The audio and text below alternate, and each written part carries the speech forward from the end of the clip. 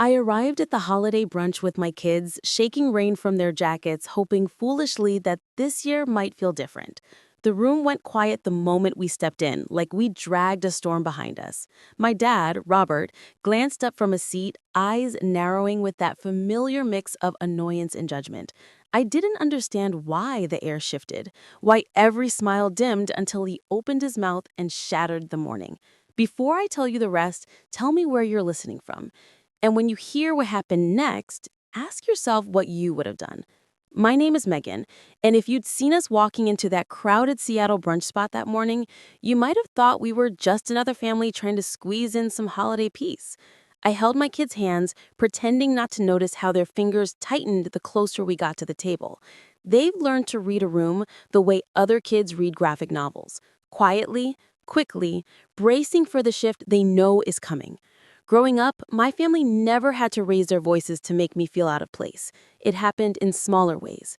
My father's sigh when I stepped into a room, the way conversations closed like doors, the polite smiles that never touched anyone's eyes. For years, I convinced myself I imagined it. But becoming a mother changes the way you accept certain things. You stop making excuses for adults who should know better. Holiday gatherings were always the hardest. My dad's side of the family loved spectacle.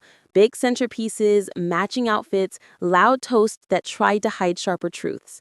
I used to show up hoping someone would notice how hard I tried to fit in. But the older I got, the more I realized their warmth had borders, and I lived permanently outside the fence. This brunch was supposed to be simple. I'd baked muffins at dawn, packed extra scarves, rehearsed gentle reminders with my kids about being polite. I wanted them to feel included, even if I didn't. When we walked in, I saw my dad sitting near the head of the table, laughing at something my cousin said.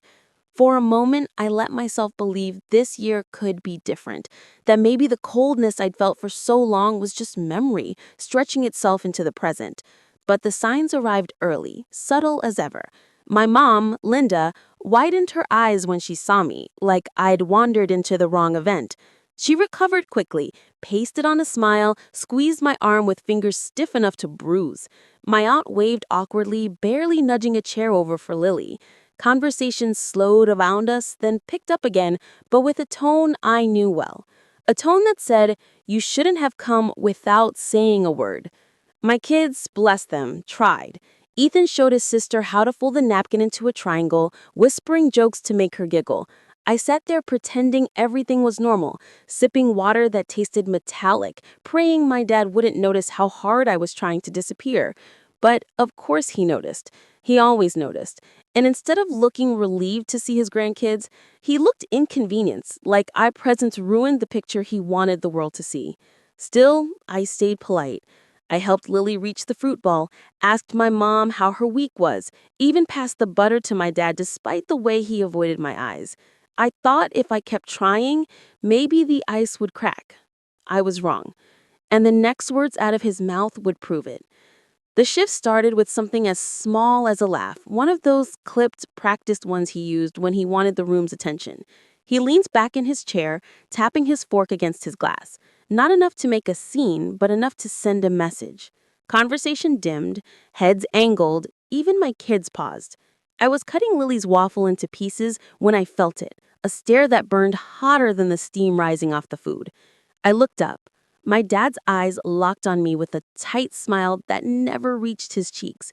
A smile I'd grown up mistaking for patience until I learned it was irritation, dressed up as politeness. "Everything okay?" I asked quietly, trying to keep things from unraveling too soon. He dragged his eyes over my coat draped behind me, the kids' gloves drying on the back of a chair, the little mess that comes with having children, then back to me. The smirk started slow, curling just enough that my stomach dropped. "This was meant to be a nice day," he said, loud enough for the two tables beside us. "Why did you come?" The room didn't fall silent, it froze. My aunt's hand hovered over the syrup bottle. My cousin's husband stopped mid-bite. Even the waitress refilling coffee hesitated like she'd just stepped into a family landmine. I felt the words hit me before my brain could process them. They slammed against years of smaller cuts. Comments about how I made things heavy, jokes about how I never quite fit, remarks about how my kids were a handful. But this was the first time he'd said it so cleanly, so openly, so deliberately. Why did you come? My throat tightened around air. I blinked once, twice, willing myself not to cry in front of my kids. A familiar heat spread up my neck, the kind that comes from being humiliated in public. I opened my mouth, hoping to say something measured, something calm, something that wouldn't pour gasoline across the table, but nothing came. My mom looked down, pretending to rearrange the silverware. My brother cleared his throat, but said nothing. No one stepped in. No one ever did. The kids were the only ones who sensed the danger. They always sensed it before the adults admitted it. Ethan straightened in his chair, eyes flicking between me and his grandfather, the confusion on his face sharper than any insult my dad could throw. He whispered, barely audible over the dishes, "Mom, why is he mad?" I swallowed, forcing my breathing steady. "He's not mad," I lied, though every inch of me trembled. My dad scoffed, one short, mocking sound, and that was it, the moment the ground fully cracked beneath us. Ethan leaned closer, his voice fragile. Should we leave? His question sliced through the air heavier than my father's insult. It wasn't just concern, it was fear. And that fear wasn't mine to swallow anymore. I looked at my boy, then at Lily tugging at her napkin, trying to make herself small. In that instant, the years of excuses, of shrinking myself for peace, of hoping for change, every bit of it collapsed. And for the first time in a long time, something inside me stood up straighter. What I said next would change everything. I didn't answer Ethan right away. My heart was pounding so loudly, I swore the entire restaurant could hear it. The brunch chatter slowly resumed, people pretending not to stare, failing miserably. My father had already turned back to his plate as if he hadn't just carved me out of the morning. Ethan's hand slipped into mine again, smaller, tighter. "Mom, please." That single word, please, wasn't about embarrassment. It was about protection. My kids had spent years watching me fold myself in half to fit into this family's narrow definition of acceptable. They knew the line had been crossed, even if they couldn't name it. I drew in a shaking breath. The air smelled like syrup and burnt butter. But underneath it, disappointment. Old, familiar disappointment I'd swallowed since childhood. I was so tired of the taste. I pushed my chair back. The legs scraped loudly across the tile, slicing through the brunch noise like a blade. Conversations faltered. Heads turned. Lily looked up at me, spoon frozen. "Yes," I said finally.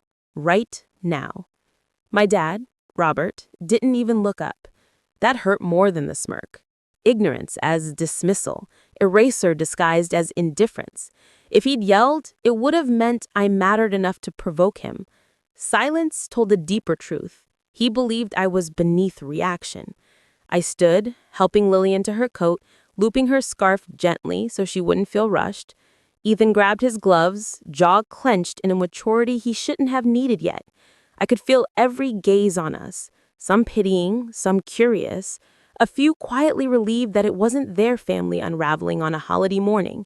My mom reached out like she might say something, but her hand stalled midway, fingers curling back into her palm. A lifetime of standing beside my dad kept her silent. She couldn't step toward me without stepping away from him. She had never chosen me before, so I didn't wait. We walked out together, the three of us, the door swinging shut behind us with the soft thud that sounded far louder in my chest than it had any right to. Outside, the cold hit us all at once, sharp and honest in a way the heated room hadn't been. The rain here in Seattle felt clean. It didn't carry the performative warmth that sat inside that restaurant. My son slipped his hand into mine again.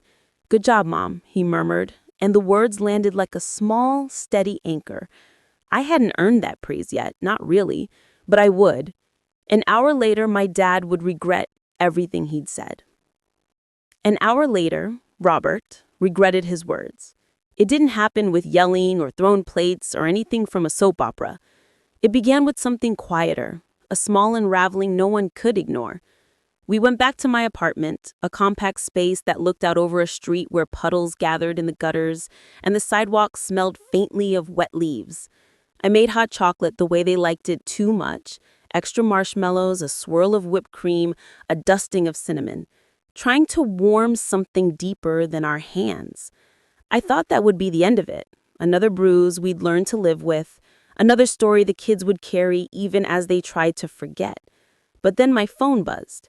It was my mom, Linda, but not a call. She wouldn't risk my dad hearing her voice soften. A message lit up the screen. Something happened. I think you should know. Before I could answer, another notification blinked in. My aunt, then my cousin, then my brother's wife.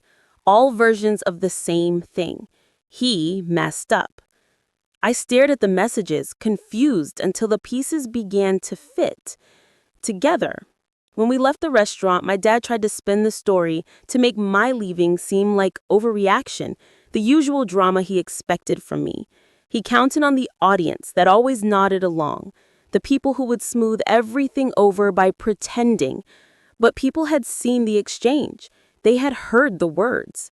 My aunt, who had always kept quiet to avoid trouble, finally spoke up. She told them she was embarrassed for him. Embarrassed that his grandkids watched him belittle their mother. My cousin's husband, usually quiet as a stone, said my father's behavior was cruel, not just grumpy. The waitress, mortified, said she couldn't imagine speaking to her own daughter that way. I imagined Robert at the table, the authority he'd cultivated slipping through his fingers like melting ice. For once, he had no one left to perform for. No script, no stage, no excuses. But the real turning point wasn't what they'd said. It was what happened next. When the family confronted him, the manager approached their table holding an itemized bill, a folder of charges that had been put under a prepaid arrangement. Holiday brunch was expensive, and Robert had taken pride in covering the check, making that small display of control part of the show. Except he hadn't. His card had declined twice. He tried another, declined again. The manager, calm but firm, asked if someone else could cover the bill.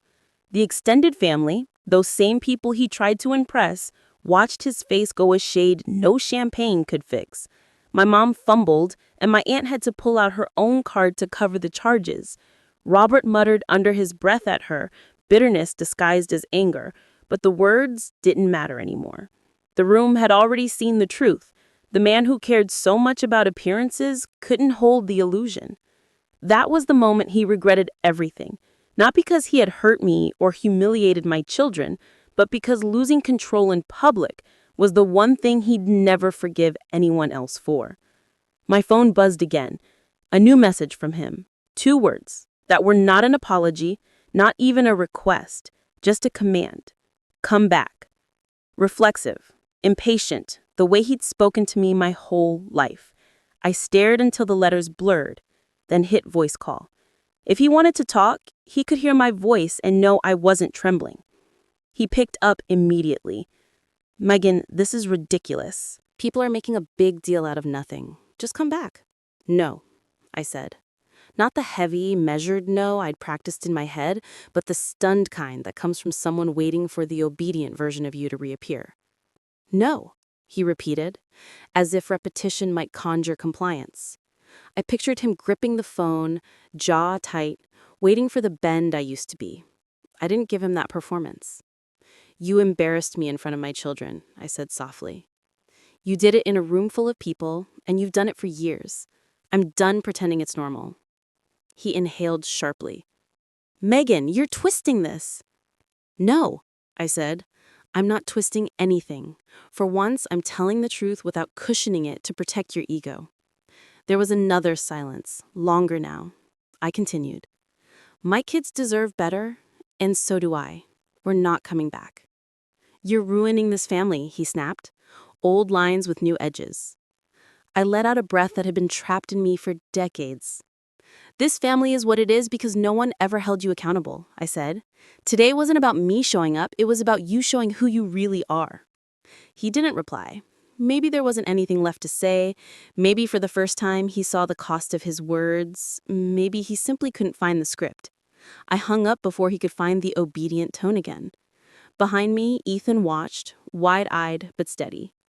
Was that Grandpa? He asked. Yes, I said. kneeling so I could look him in the eye. "And we're okay." "Good," he whispered, "because he made you sad." Kids don't need long explanations, they need simple truths. The truth was this: leaving wasn't weakness. It was the first boundary I'd ever set. That night, as the city lights of Seattle spread across the wet streets, I felt something shift, the beginning of a peace I'd imagined but never allowed myself to claim.